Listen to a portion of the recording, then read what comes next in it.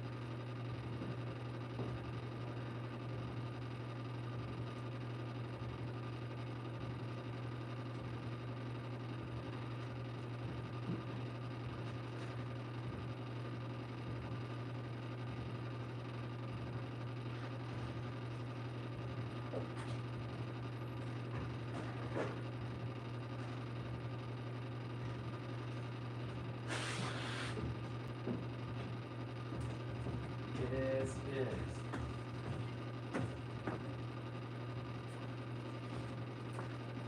Hey, hey, yo, yo, yo, yo, ha ha, ha ha. You already know.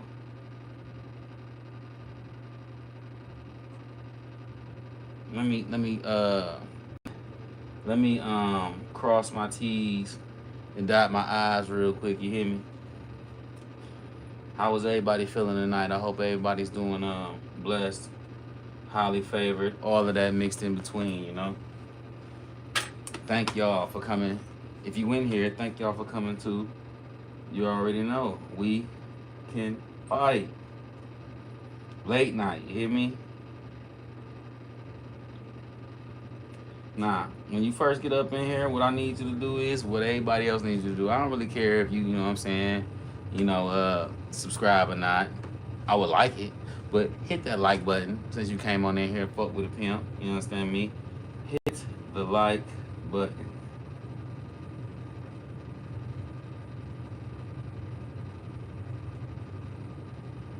Hit the like button. That's exactly what we talking about right there. Hit the like button, y'all. You know. So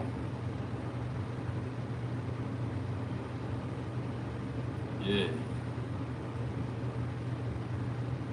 yeah.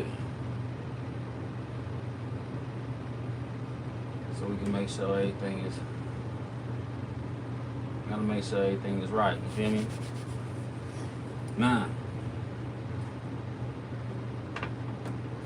Yeah, you know exactly what time it is. So let me do what I'm gonna do real quick. You know what I'm saying? Cause we gonna unpack a few things tonight. You know what we're gonna do is we're gonna unpack a few things tonight for sure. We're gonna talk about Ryan Garcia, Devin Haney. You know, we're gonna talk about what's coming up the next few weeks in boxing. You got Canelo next week. You got Terrence Crawford in June. You got Tank and Frank in July. So we got a lot of shit popping off. But we about to ease on up into that because the first thing that we gotta talk about, you know, the first thing that we gotta talk about right now is Devin Haney and Ryan Garcia. Now, unless you was under a rock or something like that, unless you was up under a rock, then you can't call yourself a boxing fan if you ain't heard about or seen this fight. Oh yeah, I'm rolling up. You know, this is what I do. You know what I'm saying? By the way, follow Low D's on all digital platforms. I'm an artist. I'm a rap artist. I'm down here in my little video game cave where I come down here and fuck around and play video games. But I'm a rap artist and I talk about boxing because I love boxing, as you do because you're here. So, you know what I'm saying? We're going to do that. But,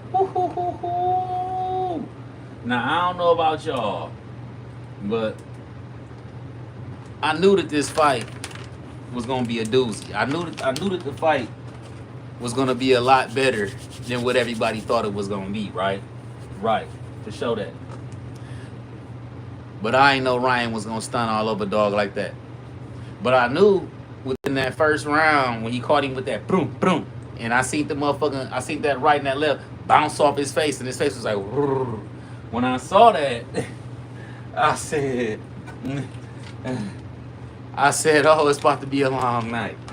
And exactly it was. The best thing about Devin Haney was his Essentials Fear God outfit. That shit was hard. Devin Haney always be drippy as hell when he comes to the ring.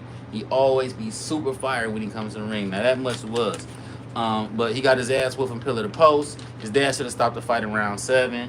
When I watched the fight live, and I'm like, stop this shit. Honestly, it looked like Errol Spence and Terrence Crawford minus all that blood. And if you know me, you know how much of a disappointment that was for me. I was really pissed. But that's what Ryan Garcia and Devin Haney looked like. It looked like Errol Spence, Terrence Crawford minus all the blood. Now, I'm a boxing fan, you a boxing fan. And everybody wants to talk about, well, I'm going to sit back and say, well, I didn't think Ryan was crazy. I knew it was a little gamesmanship. But as we get to moving on along, you come to find out after the fight, about the strategy that they used. Now, all of this, when you listen and watch the videos of Floyd Mayweather, and he talks about he and his feud between Bill Haney, which is, if you don't know nothing about that, shots out the fight hype, and everybody else that get these cold ass videos. But don't take my word for it. Do your own research, as you should always do. You should always do your own research. So as you get to digging in their relationship, you come to find out that Bill Haney has rubbed a lot of people the wrong way.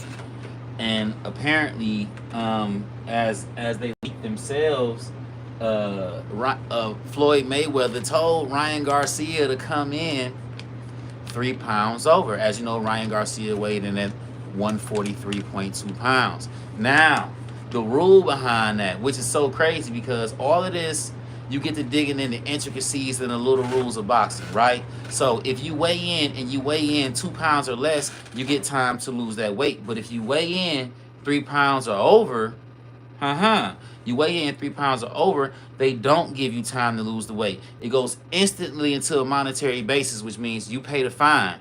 Now, after you pay this fine, if the opposite team, which was the champion, which was at the time, it was Devin Haney, which he still is the champion because Ryan Garcia didn't make weight.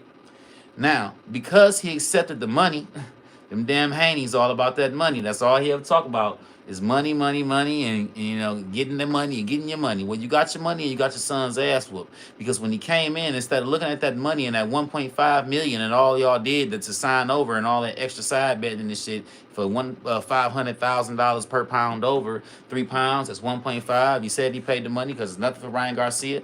Verbatim, that's how the fucking shit came out.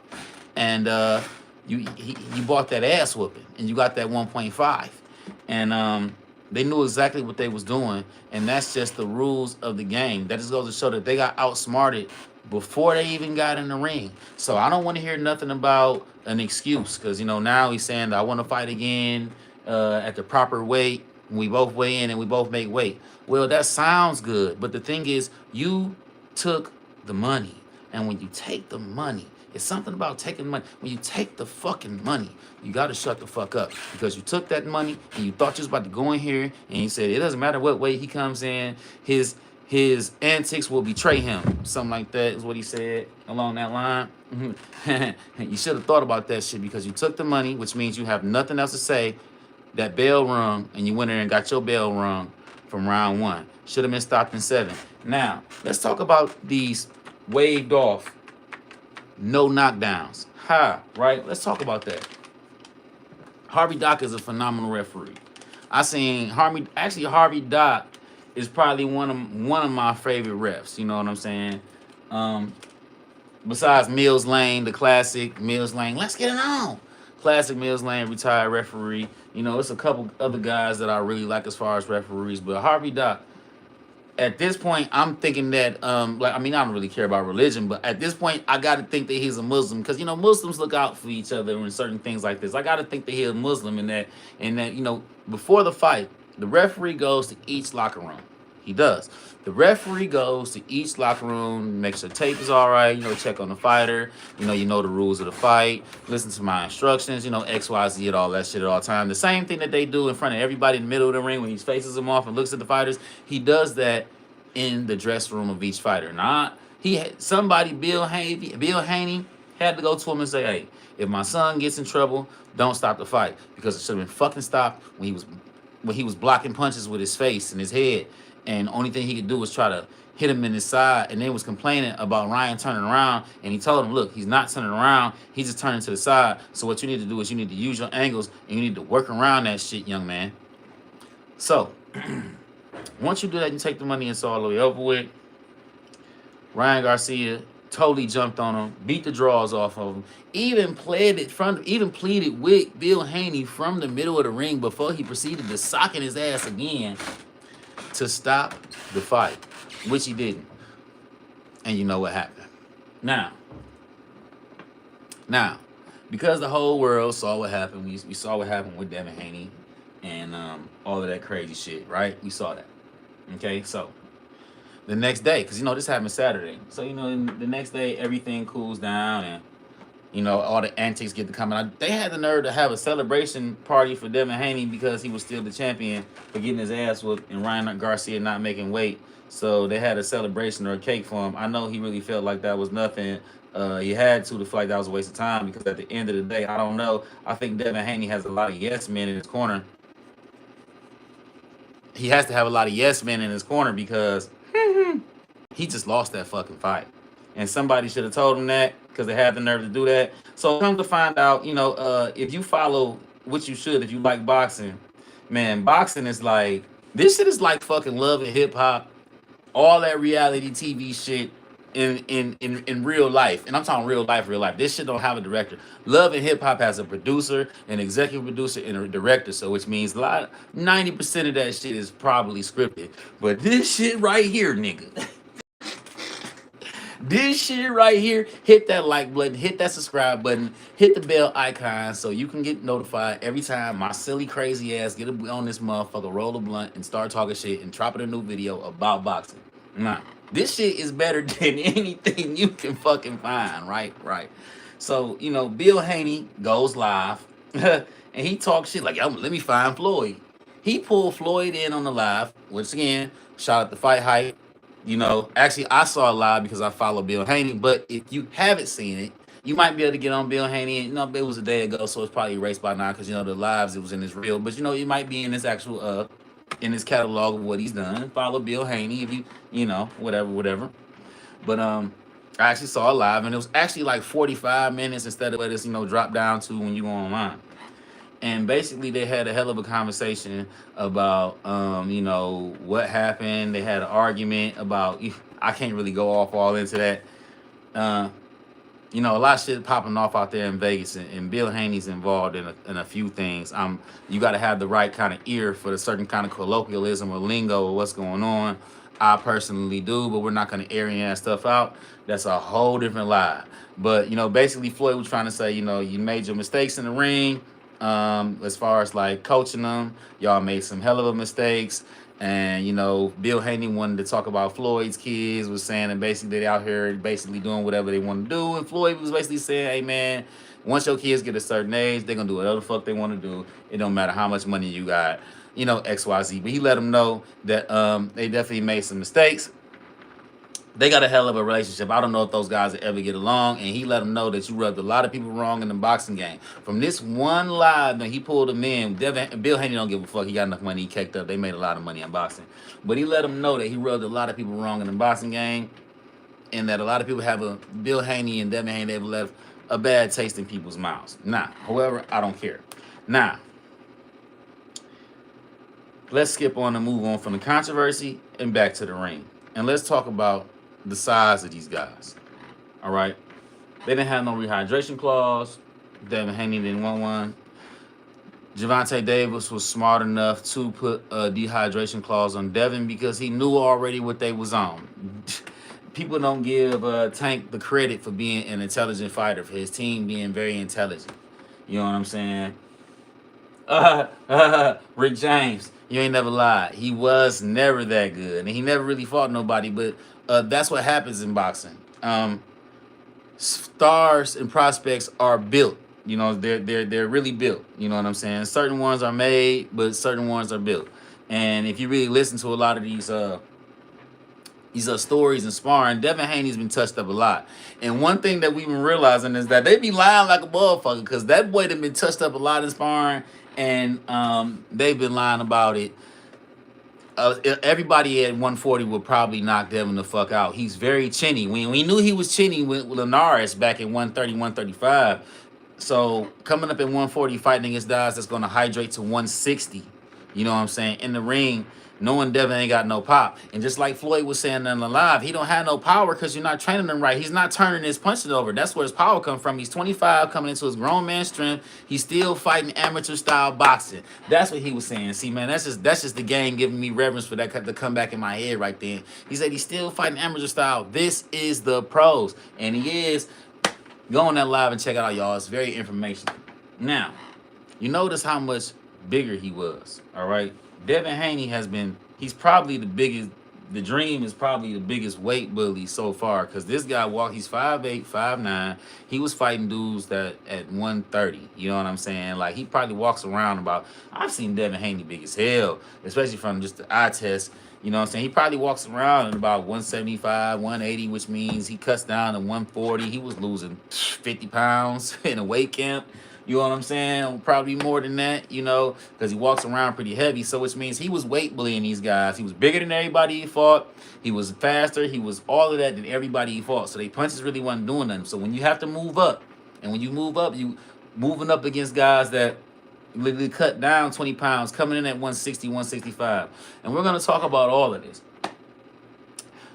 Cutting down. And once you cut down, you know, these guys blow up, and he's not getting that big because he really can't punch. And if you can't keep nobody off of you in boxing, they're going to walk you the fuck down. And now everybody knows that, everybody knew that he ain't had no power, but now they know at 140, that shit is nothing. That weight is that he pillow fisted for real. So I really think that if he don't get it together or get on some anabolic steroids or get on the anabolic steroid program and snack, that he's going to get knocked out a lot more. And he might be easy pickings because 140 is a very tough division. And can you imagine what Teofimo Lopez would do to Devin Haney? And I'm talking about, I personally think Teofimo Lopez will probably knock out Ryan Garcia. He'd knock out Devin Haney. I think the only person that beats Teofimo is Tank. I think Tank beats all of them. He's just that fire. I mean, young dog can fight. Yeah. Man, the weight cut. Hey man, hold that thought, Rick James. Hold that thought, bro. Hold that thought, Rick James, because that's the main thing of this video. Like, I wanted to say the meeting that, you know what I'm saying? We talking about the side shit right now. We ain't got to, you know what I'm saying? But the main reason for this video is to talk about the weight cut in boxing. That's the main reason for this video, because it's very serious and it's very dangerous. And people are, a lot of people are talking about that 3 pounds didn't matter. Man, that 3 pounds mattered. The 3 pounds mattered a lot. And it's not about, you know, just, you know, 3 pounds more than somebody else. It's about when you strip your body down. See, y'all motherfuckers see, and it's always somebody fat as hell in my comments talking some dumb shit. I'm talking about, oh, the 3 pounds didn't matter. No, the 3 pounds of beef jerky that you ate while you was watching this video, whatever you was while you was on YouTube, didn't matter. But when you're talking about weight and cut for an athlete that has to, like, we talking about, this shit is down to a science. They actually prick fingers, look at oxygen, sucrose, sodium, glucose, blood sugar, all of that shit, okay? And when you're weight cutting, you can get to a metabolic limit. And when you get down to that metabolic limit, no matter when you get there, it doesn't matter. Your body may not be able to recover, and you may actually go into the fight sick, like Errol Spence did against Terrence Crawford. The boy wasn't high. He wasn't high. You don't think that they would have showed that he tested positive for marijuana if he was high? It's like, God damn, the boy wasn't high. He was sick. His body couldn't recover from the weight cut anymore. And he was actually complaining about it before he got the fight. When you get so old, When you get older, your metabolism slows down, and cutting weight is very dangerous against all the natural orders of your body, especially cutting weight in a certain amount of time. It's hard as hell for your body to cut 30, 40 pounds in a few weeks and still maintain optimum capacity of athleticism. Right? Right. Hold on one second. I got to dump this.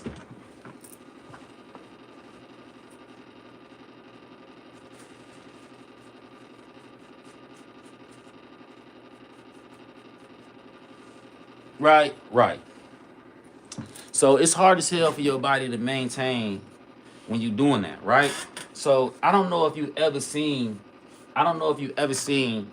Devin Haney before a fight of any of them usually, but if you've seen him when he had to strip down to 130, he looked like the fucking skeleton man. You know what I'm saying? And that's because the weight cut is dangerous. He looked like a walking skeleton.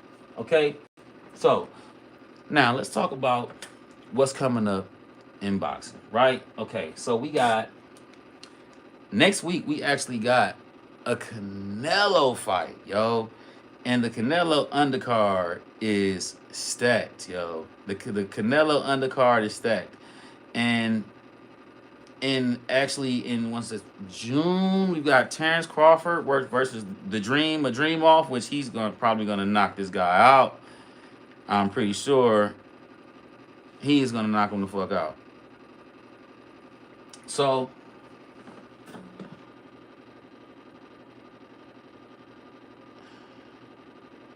what we got going on here is next week we got Canelo versus Jaime Munguia, which this fight is probably gonna be one of Canelo's most prolific knockouts. Jaime Munguia is a straightforward coming fighter. He's excited, but he ain't never really fought nobody. Like you know, they've been protecting the zone, been protecting him for a long time or whatever. He was with the zone for a long time, and so now Canelo's about to knock out Jaime Munguia 9, 10 rounds. I think it'll probably go that long. You know, Jaime's kind of, I'm gonna call him Jamie. Jaime's kind of young. You know what I'm saying? But I don't know if he's ready for this ox that Canelo is. You know, but it's gonna be a good fight as long as it lasts. Because one thing for sure is Jaime not gonna run. He's going to him. Jaime Munguia is going to him, and yeah, it's gonna be crazy. Jaime Munguia is going to him. And that fight card, the undercard, is actually pretty lit. Let me pull it up because I don't like making no mistakes, right? Let me pull it up. Let me pull it up because I don't like making no mistakes. Canelo versus Munguia undercard, right?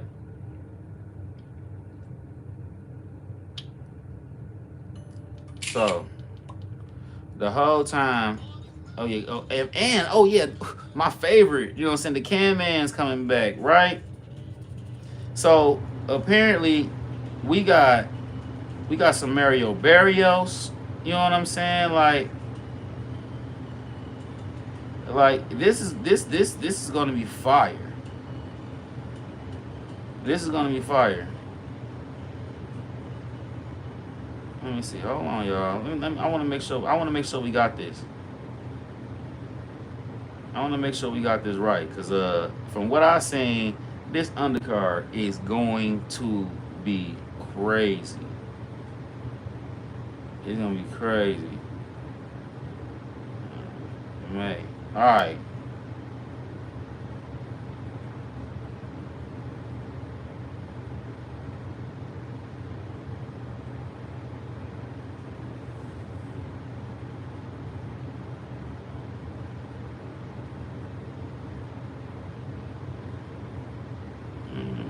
Damn, yo, come on, show me the undercard.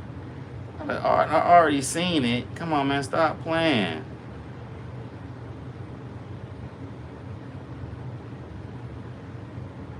Ah, all right. Woo! My bad. Without further ado, I mean, you know what I'm saying. You got to make sure we got it right. The main event is Canelo versus Jaime, right? And I personally think that Canelo gonna knock this boy out. But we got Marcos Maidana brother Fabian versus Mario Barrios. Hey, I can't even lie, man. Mario Barrios, since fighting Tank and coming up and fighting Keith Thurman, they really gave Keith Thurman that victory. That was Mario Barrios getting acclimated to 147. I actually would like to see Keith Thurman and Mario Barrios again because Keith Thurman is about to be begging for anybody to fight him coming off his injury. Like only Keith Thurman can have an injury before a big fight. The story of Keith Thurman's life. Um, Man, Mario Barrios is a tough, tough, tough Southwestern Native American fighter. I'm not gonna say he's Mexican. He claims that Azteca indigenous people. Um, that's his thing, and he's out of Arizona. But god damn, he's a tough kid, and he's fighting the Maidana kid. He's fighting Maidana's brother. Now, Fabian Maidana is probably looking for or looking towards making his own name, because Marcos had a couple fights with Floyd. He beat the fuck out of Adrian Broner. Actually, if you want to ask me, Marcos Maidana changed Adrian Broner's life. Literally. Marcos Maidana single-handedly in 36 minutes of boxing changed the trajectory of Adrian Broner's life. Nigga. Talk about beat his ass. That's what happened.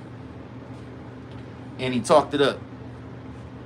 He talked it up. He really did. So we got that cracking off, right? Right.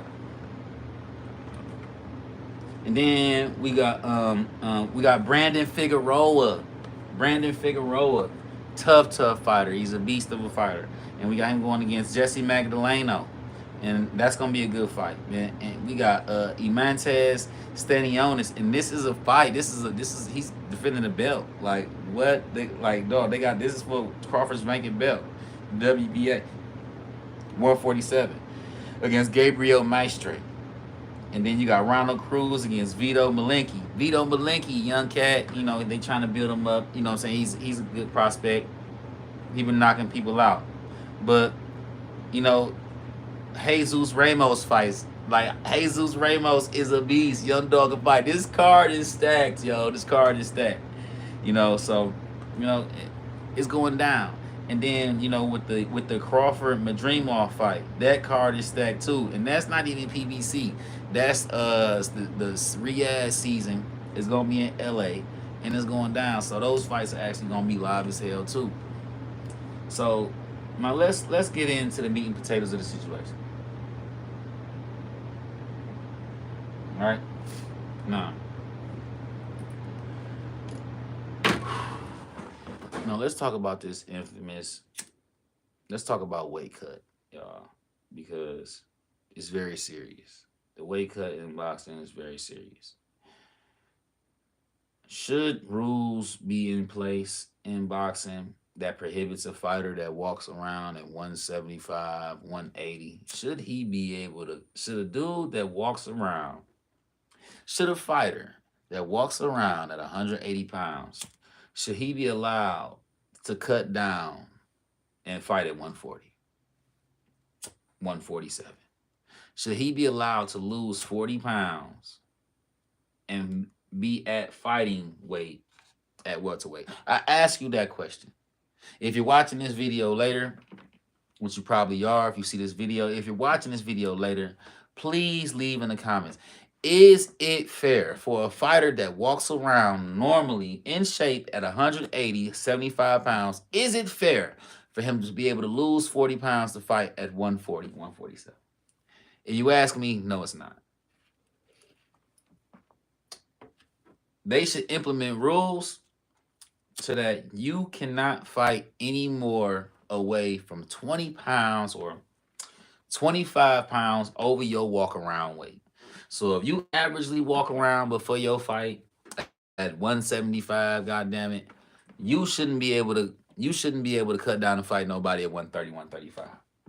No way. If you weigh 175, you should be fighting at 154. Period. 147 the lowest, and you shouldn't even be able to cut that far. But if you walk around at 175, Your limit is 154. Period. Nobody should be able to cut 40 pounds. That is what we call a weight bully. For the longest, people call Errol Spence a weight bully because he fought at motherfucking 147 pounds and he probably walked around at 180 pounds, 190 pounds during his fight. You know, because those, when you big prize fighter, a lot of them between fights they blow up. A lot of them between fights they blow up. They gain a lot of weight. Like I don't do this for likes and shit, so I don't really care who watches and shit. But I do this for information. I do this to be correct, not first. So they have weight classes for a reason. The main reason for weight classes is so that nobody gets hurt. A dude that walks around at 160 pounds, 170 pounds, should not be able to legally cut down to 130 and 135 and fight somebody at 135.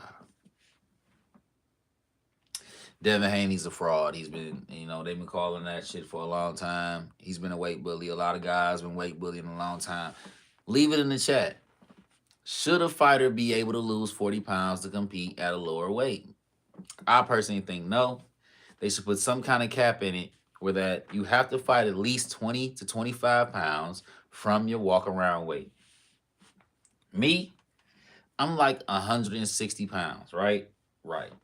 So I probably would fight at 147. That's only 13 pounds from 160. If I was the weight cut, I probably would fight at 147. Now, for me to fight at 160 and I weigh 160, that really don't make no sense because you're gonna have guys coming down from 180 to fight me at 160. And when they blow up after the weight cut, when they blow up and they rehydrate, they're gonna come in to fight at 175 pounds, and I'm still gonna be at 160. Are you understanding? Are you seeing what I'm saying here? Exactly. So the fucked up thing with what happened with good old Mr. Haney was he always drains himself down to the bare minimum, to that metabolic limit. And when you do that, it's harder for your body to bounce back as you get older. He's 25 now. That's why he couldn't do that shit at 130, 135. And now he's at 140. I don't know how long he's going to stay at 140 but he better stay there. And I know he can't go back down. He's either going to have to really get some power or retire. He's going to have to really get some fucking pop or he's going to have to retire.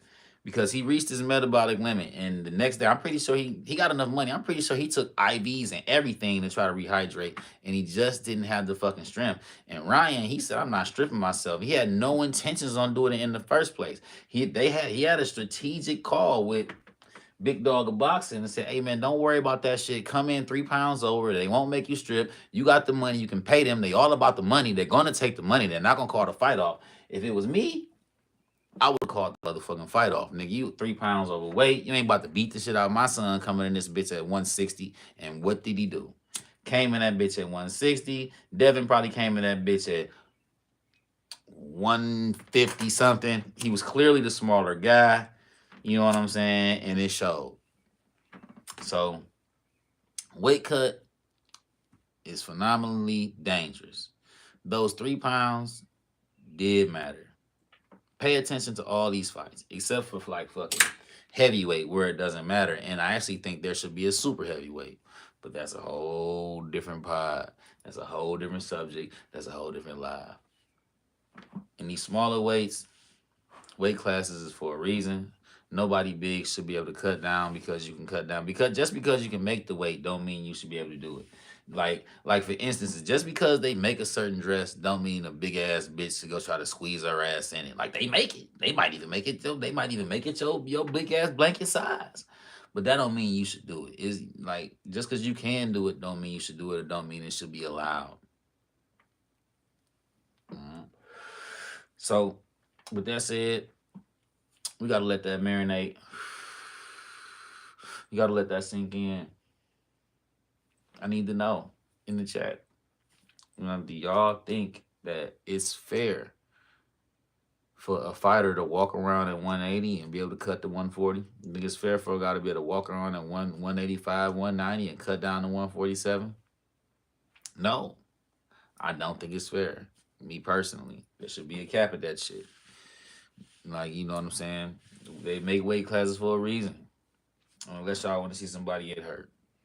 Now, of course, we want to see somebody get fucking hurt. That's why we watch boxing, right? But we want it to be within the legal limits. There's no way a guy should be able to blow up like that. But they knew what they was doing. These are the dirty game and the dirty little intricacies of boxing. Boxing is one of the dirtiest sports it is. That's broadcast on TV. It's one of the oldest professions, one of the oldest sports. But I'll tell you right now, it is dastardly filthy. And there's a lot of underland for the overplan. There's a lot of private business. It's a lot of shit going on that you wouldn't even believe. But I'm just a motherfucking YouTuber and a fan. I'm not a really YouTuber. I'm a rap artist that likes talking about boxing on YouTube. I don't have enough fans to be called a YouTuber. I just get on here and I talk my shit, and I hope you like it. And that's what the fuck we motherfucking do. Make sure you follow Low D's on all digital platforms. Just put Low D's in on anything and just follow it. You know what I'm saying? I got another album coming out. I got more shit popping off. It's early as hell in the morning where I'm at. So that means probably on somewhere on the other side of the world, it's probably late as hell too. So I appreciate you for coming in. Like, share, subscribe, leave a comment. And how do you feel about the weight cut? Like, it's deeper than rap, and the weight cut is serious. The weight cut is real serious, y'all. So I appreciate y'all. One. Till we get back next time. Low D's on everything.